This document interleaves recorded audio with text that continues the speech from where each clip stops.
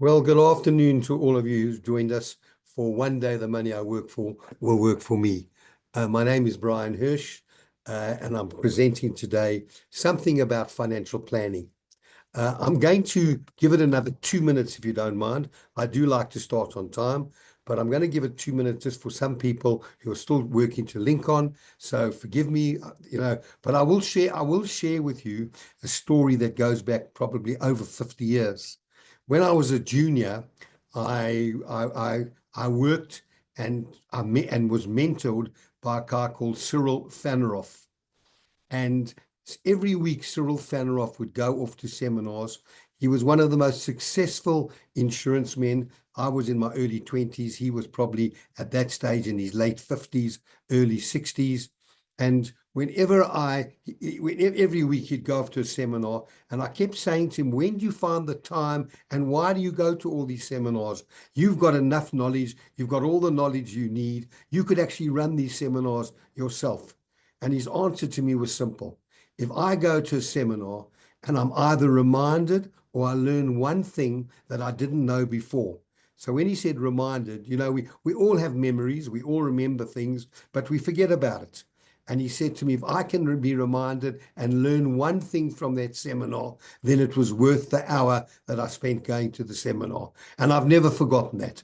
So I hope that with that message in hand, it's very difficult to talk in general. I normally know my audience. I'm doing a talk on Thursday night to a retired group of about 80 people who are already at a different stage in life. I know what I'm going to be talking to. I know where I'm talking. Here, we've advertised this on SAFM and other sites, and therefore there are a lot of people, and I'm not sure exactly what stage in life you may be.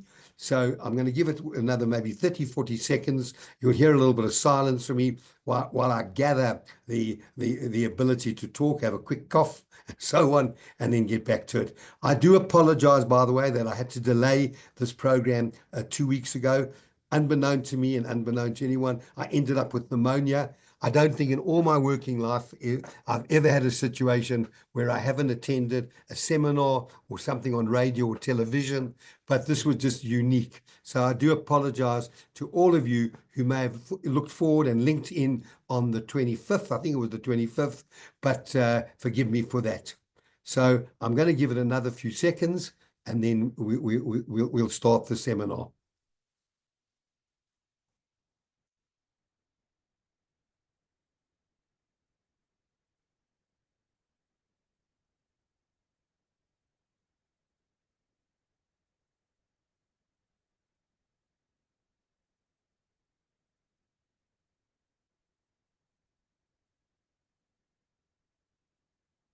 Okay, let's get going. I've called the seminar as your financial mission. One day the money I work for will work for me.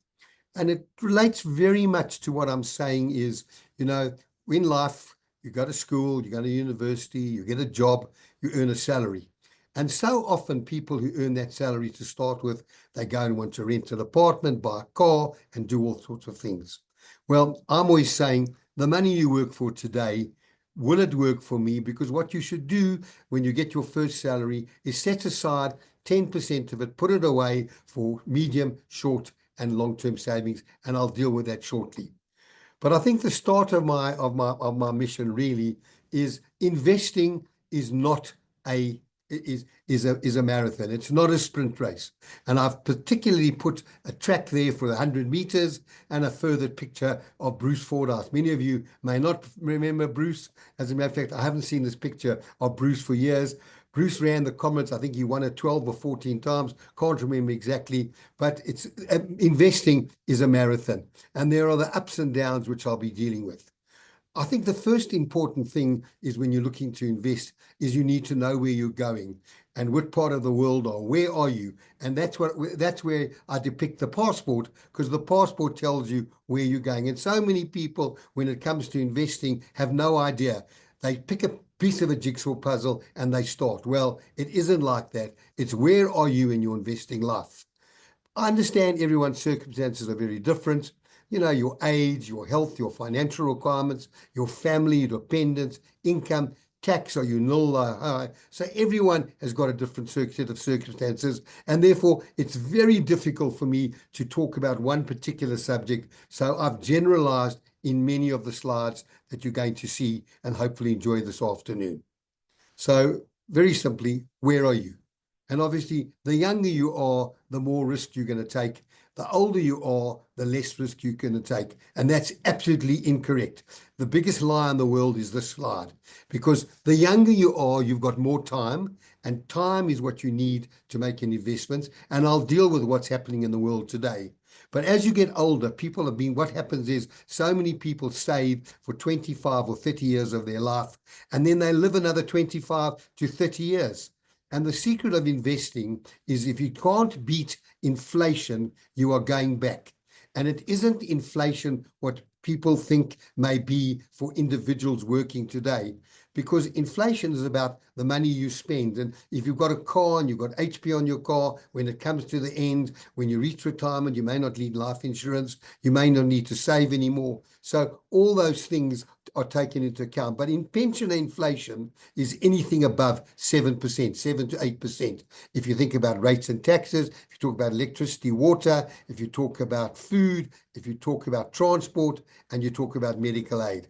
So even when you get to an older age, you've still got to be taking on some risk, maybe slightly less risk, and we'll deal with that a little bit later in the presentation. So investment starts with a jigsaw puzzle. And I've said whether the pieces is 100 pieces or whether it's 1,000 pieces, we all start the same way. However, I must tell you, some years ago, I went into an apartment where they were doing a jigsaw puzzle and they started differently. Get the corners, the 4 corners, then get the edges, and then add to the jigsaw puzzle. They had started in the middle of the jigsaw puzzle, and I was absolutely astounded that maybe this belief that I've always had. But it doesn't matter whether it's 100 pieces or 100. You need to start at the beginning. And you need to determine at the beginning, what are you looking for? Are you looking for growth? Are you looking for income? And if you are, what risk are you prepared to take? We'll deal with that a little bit later. And how are you going to diversify your assets between the different asset classes? And why do investors and retirees need growth? Well, the word growth has got the letters GROWTH. And if you want to create wealth under the W column, you need to grow your capital. You need growth. You need to take on risk. You need time. And investing is about time. Investing is not about putting money in the bank today and finding what the value is next month. Growth needs time. And most important, you need to hold through the difficult times. We're having a difficult time now. We're having a difficult time in South Africa with the GNU. We're having a difficult time with Trump imposing all these global tariffs. But this will pass too. I'll deal with it a bit later. But you need to hold your investments through the bad times. And what's the O? The little face there is you. So to give you growth, to create wealth long term, you need time. You need to hold through the bad times. You need to take on some risk. That's very, very important, because your main enemy going forward is inflation. And whilst you may not feel inflation from month to month or year to year, this is a perfectly good slide which shows this lady shopping full parcel in year 1. What happens by year 6 with the rising costs of inflation? That's what happens. It's real. It's not a joke. So if you don't keep your investments up and beat inflation, you will be going backwards. And when you're looking at growth, you need to understand, what is your goal? You need long term. You need the 3 Ps, the 3 Ps of growth. That's patience, patience, patience. You need to have some knowledge. It's very important that you know what you're doing. You may not have all the knowledge, but you need to understand that whoever's advising you needs to impart that knowledge. You need to be proactive. You need to be watching what's going on.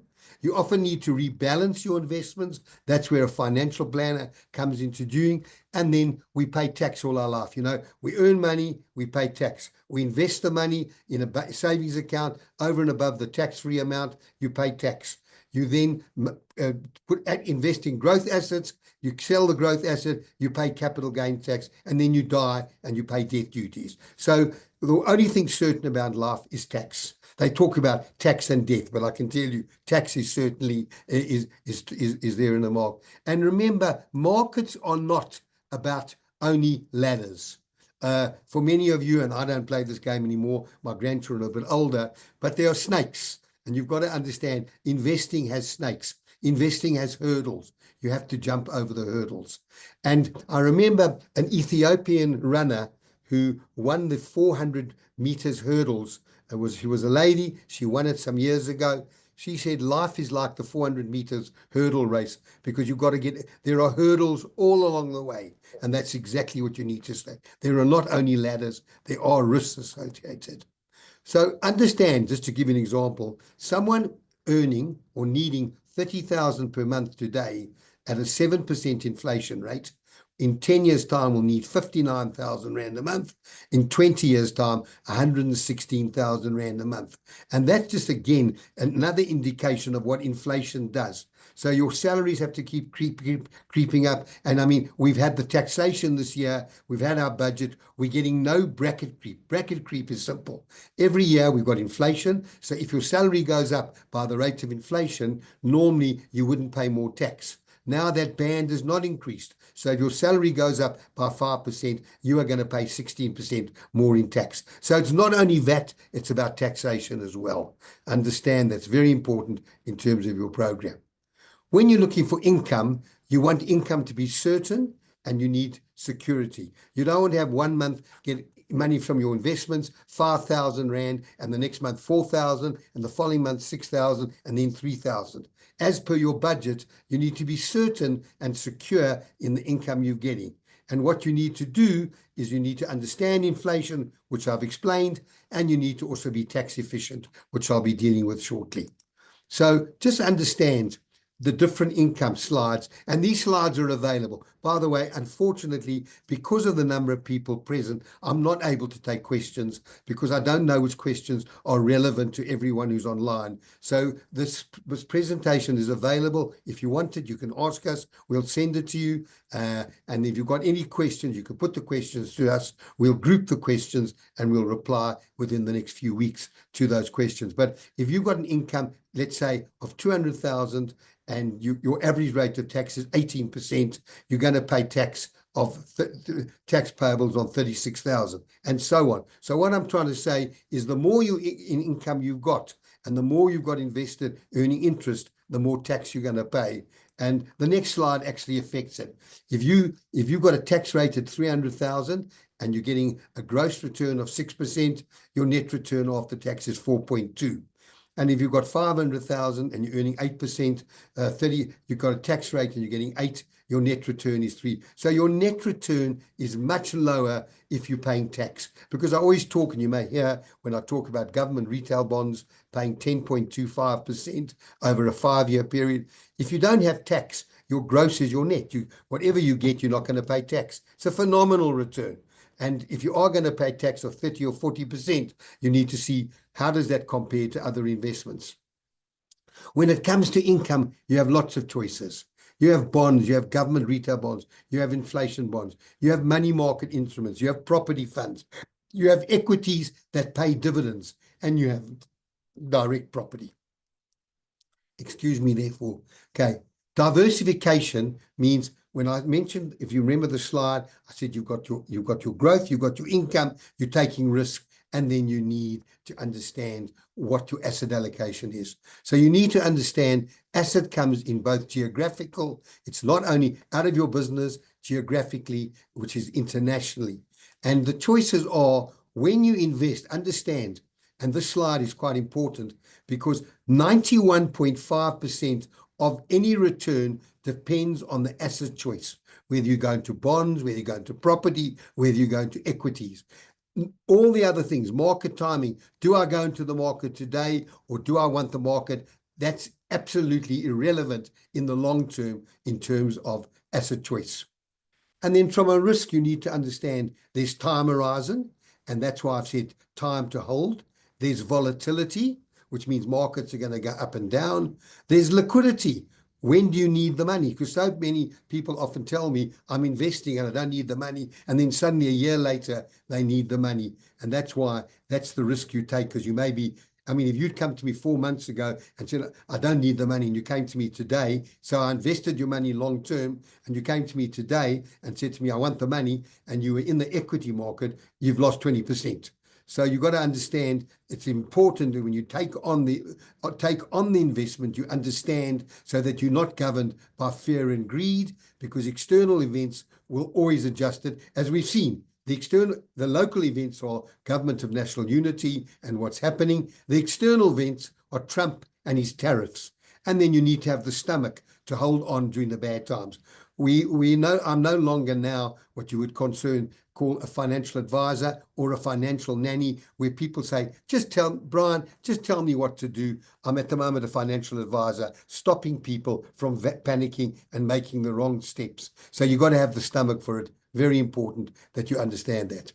And then you've got to decide how much into each asset class. How much do I put into equities, property, bonds, hedge funds, cash, and international? And the next slide, which perhaps a bit too, we don't have enough time to run through, just defines what is cash. Most people don't understand what a bond is. Many don't understand what equities are, property investments, and then their alternatives. So I'll put the slide on, not to go through it this evening. There just isn't enough time, but I believe that this is one of the slides you should have a look at. It'll give you some indication, and then you may have questions to ask, because as I said to you, empowerment is about knowledge, and knowledge empowers.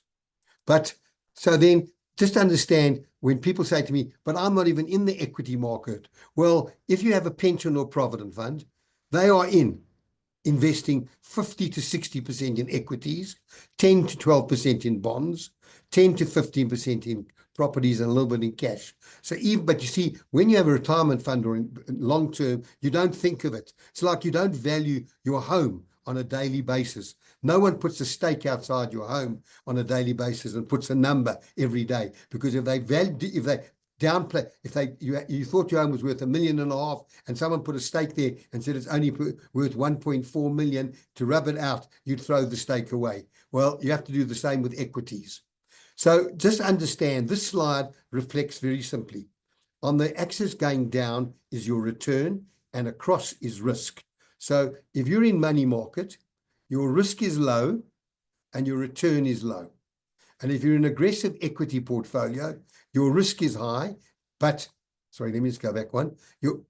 Sorry, I'm just going to go back. My apologies.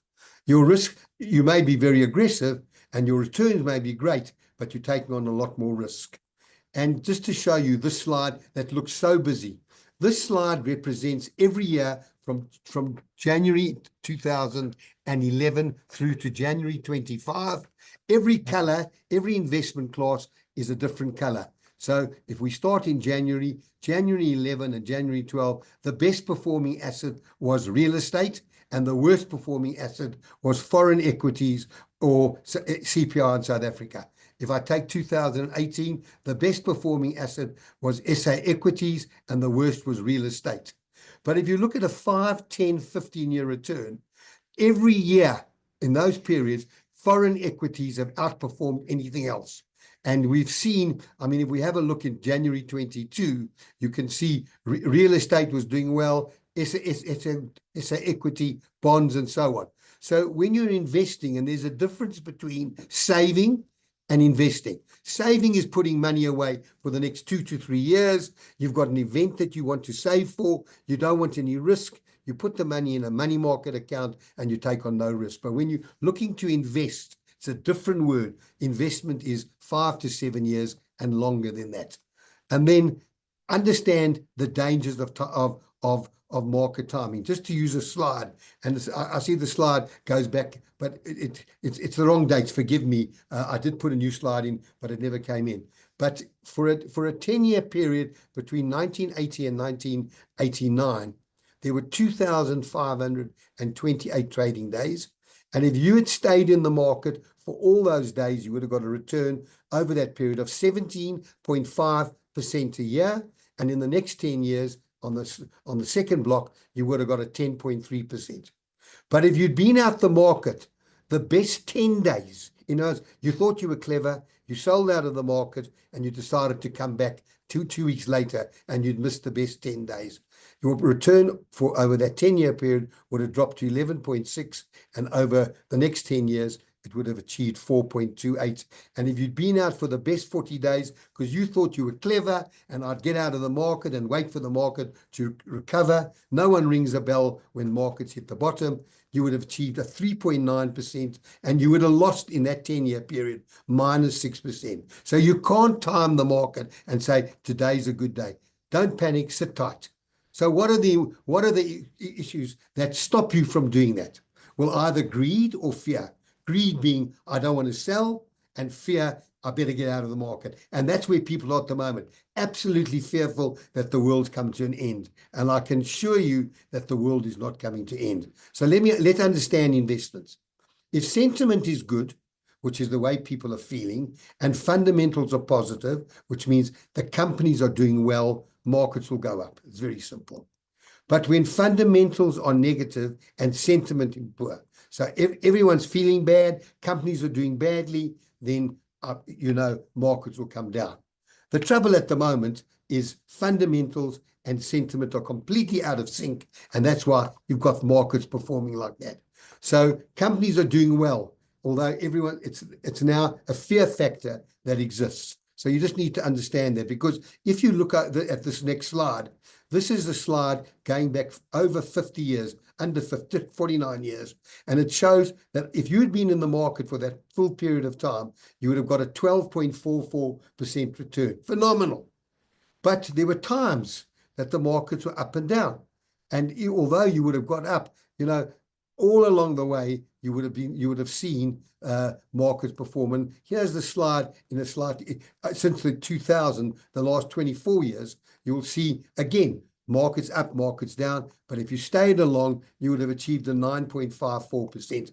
And that's beating inflation, because this is growth assets and you don't pay tax, or you don't pay income tax, you pay capital gains tax on that. So understand that.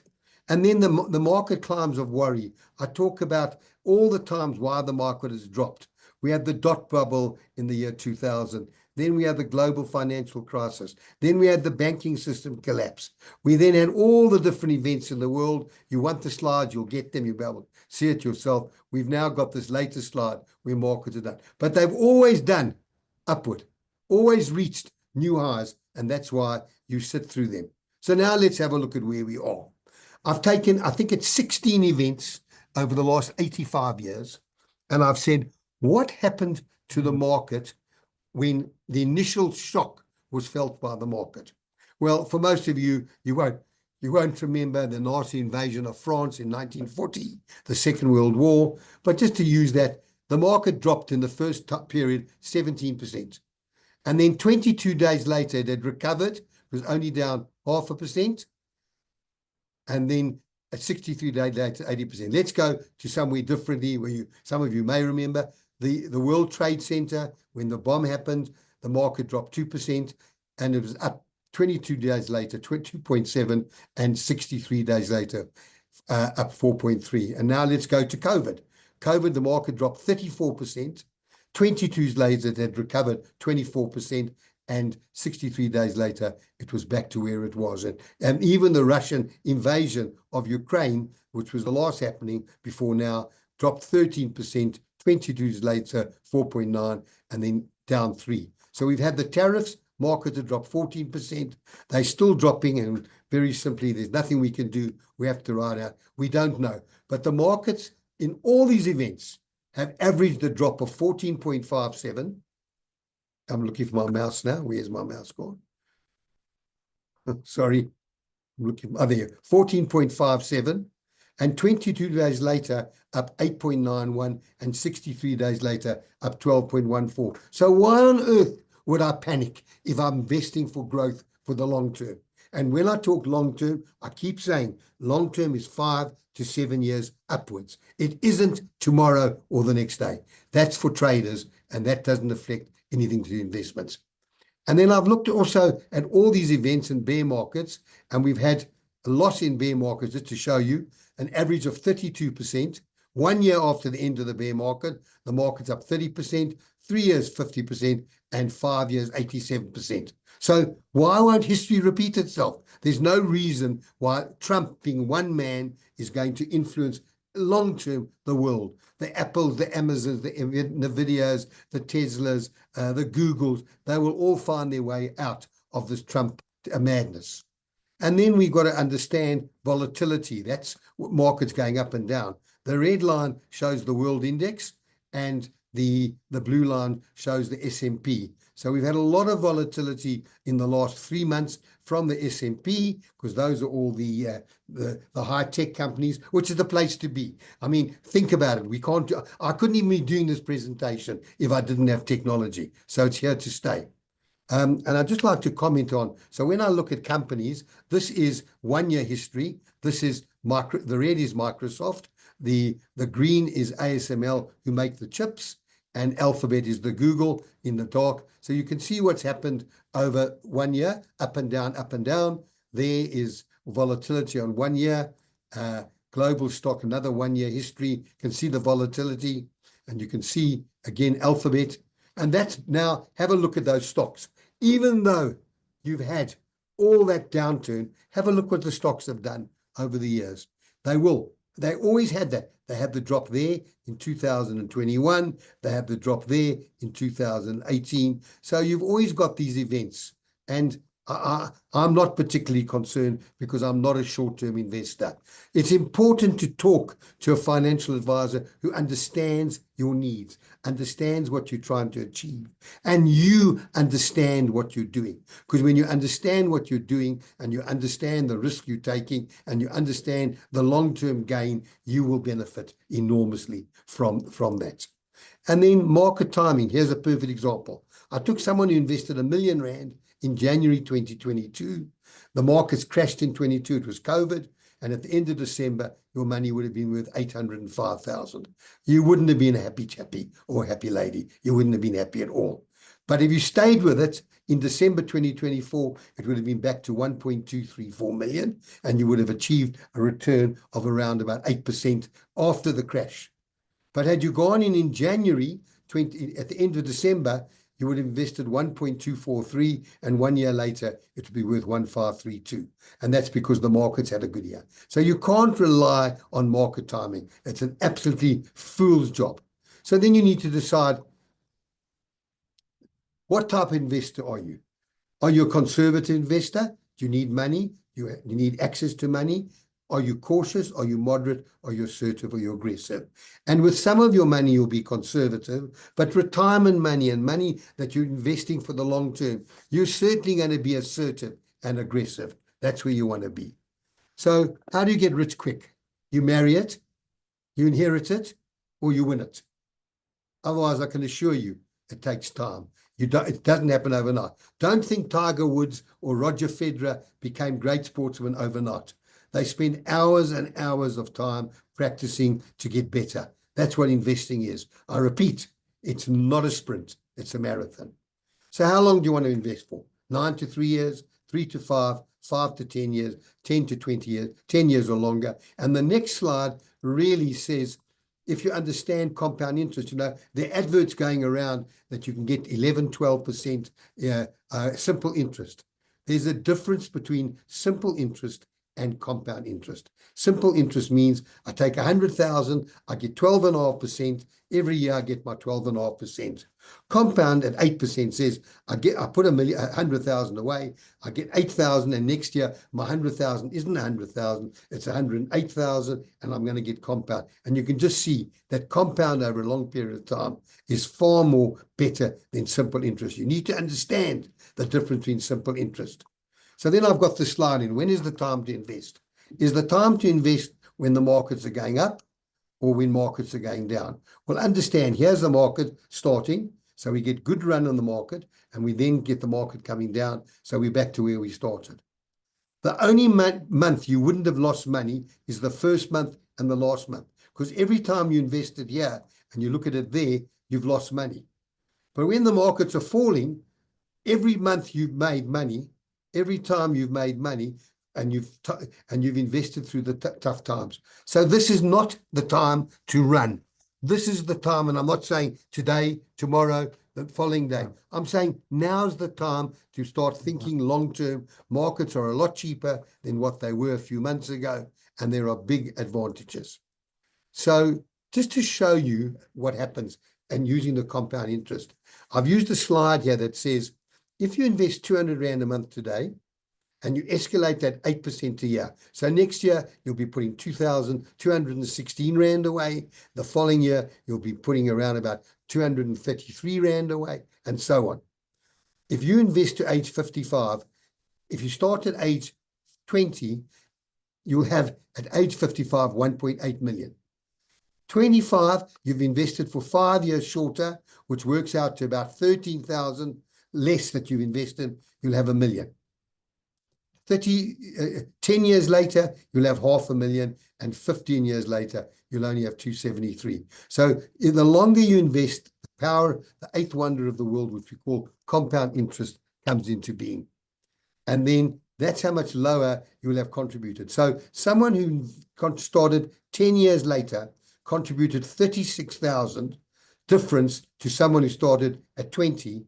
And the difference between that is 1.8 million, 1.8 million to 535,000. It's astonishing what happens when you start investing earlier. And then this is a guideline to, if you're conservative, you'll probably invest in fixed interest and money market 40 to 6%. You'll have very little in equity. If you're aggressive, you'll have a lot more in equity. And that everyone's circumstances are different. And that is why you need a solid financial advisor who you will grow with, who will be there with you in the years to come, who will hold your hand when markets are down and you get a bit paranoid. Because if you're going to save short-term 1 to 3 years, you're going to stick to bank accounts, money market. If you're going medium-term, 10 years, you're going to go endowments, unit trusts, equities, property. Unit trusts include Satrix and Signia. And if you're going long-term, which is your pension provident fund. So that's what we need to determine. We need to determine with you, what money are you putting aside to maybe buy a house or a car or whatever that case may be, to further your studies? What money are you putting away for the long term, so that you understand the long term means long term. Don't watch it daily, weekly, monthly, long term. I had a client who gave me money last year, 10 year. He says he's in for 10 years, and he came to me after 4 months and he says, I'm losing money. And I said, but hold on, you've still got 116 months to go. So what are you getting worried about? And so that type of thing. And then very important, estate planning. You know, you need a will. And I always ask us, where there's a will, there's a, and everyone says a way. Well, not correct. There's a relative. And you need to understand that the difficulty of not having a will, if you die intestate, then the executive, if you die intestate without a will, an executor's got to be found, and then the executor's got to guess where the money's going, and it can only go sideways, husband to wife, wife to husband, downwards to children. If there are no children, upwards to parents. If there are no parents, then across to cousins. But that doesn't make sense. It's simple to have a simple will drawn up so that you know where your assets are going and they're not going to somewhere where you don't want them to go. You may have a trust. You may think of a trust. It's not automatic. Everyone talks about a trust, but it's certainly not automatic. You need an executor, someone who's going to wind up your estate. He doesn't have any powers. He follows the letter of the wishes. And if you've got children and you've created a trust for your children, because children under the age of 18 can't inherit, then you'll have an administrator, and all those parties need to be considered. And then, do you have a budget? I mean, the secret of investing, the secret of living is to make sure you are not living more than spending more than what you actually earn. And the starting point of any program is a budget. And make sure the budget takes into account not only your monthly expenses, but there are going to be other expenses. There may be clothing, there may be school fees, there may be holidays, there may be gifts. All different things need to be taken in, and it's very important. So I'm going to come to a conclusion. What you need to know is draw up a financial budget and set goals. Determine your requirements. Is it income or growth? Get rid of debt, the most expensive credit card, overdraft, bond, or even unsecured debt. Understand the cost of debt, assess different investments, Do you put all your savings in insurance policies? The differentiation between having peace of mind and creation of wealth. Know the difference between saving and investments. Need to take market risk over the long term. Do not despair when markets are down. Do not panic. Probably best time to buy. Don't be greedy. Diversification is essential. Asset, geographical, and equity. Make use of tax concessions, which the government give you. Some people don't make use of them. It's your problem. Retirement annuity is a wonderful way, and understand financial independence. You need to change our behavior. Do not look at each investment in isolation. Do not buy any investment without understanding how it fits into your current portfolio, and keep assessing your time horizon, your risk profile, and growth versus income, and rebalance your portfolio. And then financial and knowledge and understanding. Knowledge empowers. Financially, are you financially organized or disorganized? Do you know where your assets are? Do you know what your wills are? What your budget and expenses? And I repeat, everyone's circumstances are different. Okay, so what message do I need to leave with you? Firstly, is your family protected in the event of death, disability, and particularly double income families? Savings and investing, financial independence, debt, difference between healthy and unhealthy. A bond is not unhealthy, but if you've got unsecured debt and overdraft debt and credit card debt, which is so expensive, create wealth and retain wealth. Understand risk versus inflation. Don't do things in isolation, and plan your estate and tax planning. Very important. So the 6 absolute basics. Start early, the power of compound interest. I showed you 200 Rand a month. Keep investing now through good times and bad. We're going through bad times. Don't chop and change. Don't put all your eggs in one basket. Get sound advice. Have a personalized plan. Become financially organized and know your journey. And I'll end off with this. Every morning in Africa, a gazelle awakens. It knows it must run faster than the lion or it will be killed. Every morning in Africa, a lion awakens. It knows it must run faster than the gazelle or it will starve. It does not matter whether you're a lion or gazelle. When the sun comes up, you better be running. And I hope that message gets through. I'll finish with my favorite message, what Charlie Brown said to Snoopy. Charlie Brown said to Snoopy, you only live once. And Snoopy said, you're wrong. You only die once. You live every day. Well, I'd like to thank all of you who joined me this afternoon. This has been recorded, so if anyone wants it, they can have it.